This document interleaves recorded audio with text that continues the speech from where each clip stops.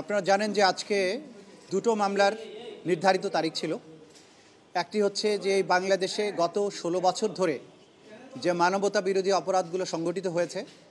সেই অপরাধের যিনি প্রধান আসামি অর্থাৎ অপরাধের নিউক্লিয়াস শেখ হাসিনা, তার মামলার তারিখটা নির্ধারিত ছিল। এবং দ্বিতীয় মামলাটিতে বাংলাদেশের মন্ত্রিপরিষদের যে সমস্ত সিনিয়র সদস্য, আওয়ামী লীগের সাধারণ সম্পাদক ওবায়দুল কাদের সহ সাবেক স্বরাষ্ট্রমন্ত্রী সহ ক্যাবিনেটের উল্লেখযোগ্য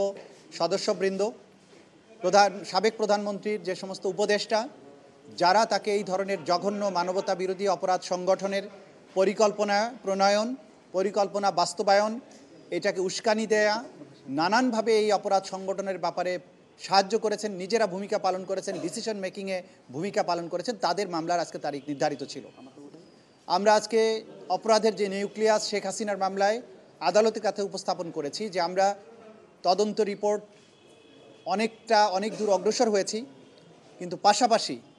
জুলাই আগস্টের সংঘটিত যে মানবতা বিরোধী অপরাধ এবং গণহত্যা, এর বাইরেও গত 16 বছর ধরে সিস্টেম্যাটিক্যালি বাংলাদেশের হাজার হাজার মানুষকে শেখ হাসিনার নির্দেশে এবং তার পরিকল্পনায় গোপন কারাগারে নিষ্ঠুরতম পন্থায় বছরের পর বছর আটক রেখে তাদেরকে নির্যাতন, হত্যা করা এবং তাদের লাশকে সিমেন্টের বস্তার সাথে বেঁধে বিভিন্ন নদীতে ফেলে দিয়ে নিশ্চিহ্ন করে দেওয়ার যে অপরাধগুলো সংঘটিত হয়েছে, সেই ব্যাপারে সরকার কর্তৃক গঠিত যে গুমের কমিশন, একজন মাননীয় বিচারপতির নেতৃত্বে গঠিত যে কমিশন, সেই কমিশনের অগ্রবর্তী প্রতিবেদন যেটা রাষ্ট্রের কাছে সেই কমিশন জমা দিয়েছেন, তার আংশিক বাংলাদেশের মিডিয়ার জন্য উন্মুক্ত করা হয়েছে, যেটা গত দুদিন ধরে মিডিয়ার কাছে এই রিপোর্টগুলো ছাপা হচ্ছে ধারাবাহিকভাবে। সেই প্রকাশিত অংশ থেকে দেখা যায় 16 বছর ধরে বাংলাদেশে যে সমস্ত এনফোর্সড ডিসঅ্যাপিয়ারেন্সের ঘটনা ঘটেছে,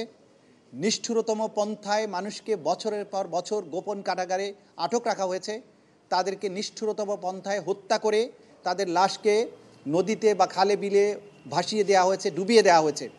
এই অপরাধগুলোর সাথে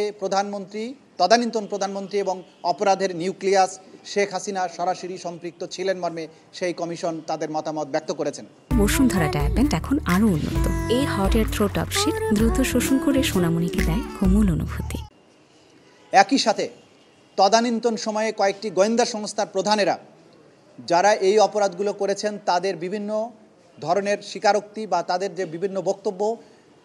পাশাপাশি গোপন কারাগারগুলোর অস্তিত্ব তারা খুঁজে পেয়েছেন, সশরীরে তারা সেগুলো ভিজিট করেছেন, ভিকটিমদেরকে দিয়ে সেই কারাগারগুলোকে আইডেন্টিফাই করেছেন। এই সমস্ত অপরাধের যে অংশটুকু, সেই অংশটুকুর ব্যাপারে আমরা তদন্ত কমিশনের রিপোর্টের মাধ্যমে যে তথ্য প্রমাণাদি পেয়েছি, সেগুলোর ব্যাপারেও ট্রাইব্যুনাল এই অপরাধগুলোকে তাদের তদন্তের জন্য আমলে গ্রহণ করছে এবং এই ব্যাপারেও আমরা রিপোর্ট প্রদান করব। একই সাথে শেখ হাসিনার বিরুদ্ধে গণহত্যা এবং গুম সংক্রান্ত যে অপরাধ, সেগুলোকে মিলিয়ে তদন্ত রিপোর্ট দাখিল করতে হবে। সেই ব্যাপারে আমরা সময় চেয়েছি, আদালত 2 মাস সময় দিয়েছেন। আগামী 18ই ফেব্রুয়ারি এই মামলার পরবর্তী তারিখ ধার্য থাকবে এবং আমরা চেষ্টা করব এর মধ্যে যাতে একটা অগ্রগতি প্রতিবেদন অথবা সম্ভব হলে তদন্ত প্রতিবেদন যাতে আমাদের তদন্ত সংস্থা দিতে পারে, সেই ব্যাপারে আমরা দিনরাত কাজ করব, আমরা সচেষ্ট আছি। একইভাবে মন্ত্রিপরিষদের সদস্য যারা আছে, ওবায়দুল কাদের সহ বাকিদের ব্যাপারে যারা গ্রেপ্তার আছে, ডক্টর আব্দুর রাজ্জাক, যিনি আগের দিন পর্যন্ত এখানে ওয়ারেন্ট ইস্যু হয়েছিল, প্রোডাকশন ওয়ারেন্ট, তাকে আজকে গ্রেপ্তার দেখানো হয়েছে এবং তাদের ব্যাপারেও তদন্ত কার্য চলমান আছে। এবং এই মন্ত্রীদের মধ্যে বিশেষ করে 2-1 উপদেষ্টা যারা গুমের সাথে জড়িত ছিলেন, যারা গুমের মধ্যে 2-1জনকে ছাড়ানোর ব্যাপারে ভূমিকা পালন করেছিলেন এবং তাদের এই গোয়েন্দা সংস্থাগুলোর যারা সম্পৃক্ত ছিলেন, তাদের সাথে গুম কমিশনের ইন্টারভিউর মধ্য দিয়ে এটা দেখা গেছে যে প্রধানমন্ত্রী হাসিনার নির্দেশে যে তাদেরকে রাখা হয়েছে, তারা তার ইচ্ছা এবং অনিচ্ছায় কাউকে আটক রাখা বা ছাড়া হতো, সেগুলো গুম কমিশনের তদন্তে আমরা পেয়েছি। এই বিষয়গুলো নিয়ে আমরা এই তদন্ত করছি এবং এগুলো রিপোর্ট একসাথে আসবে এবং সব কিছুর বিচার একসাথে হবে। পাশাপাশি আমরা আদালতের আজকে দৃষ্টি আকর্ষণ করেছি যে ওবায়দুল কাদের বাংলাদেশেই গত 3 মাস ছিলেন। গ্রেপ্তারি পরোয়ানা জারি হওয়ার পরে বাংলাদেশে কোথায় তিনি কিভাবে ছিলেন, কেন তাকে গ্রেপ্তার করা হয়নি, বা তিনি কিভাবে পরবর্তীতে বাংলাদেশের সীমান্ত অতিক্রম করেছেন, এই ব্যাপারে আইন শৃঙ্খলা রক্ষাকারী বাহিনীর কাছে একটা ব্যাখ্যা চাওয়া হয়েছে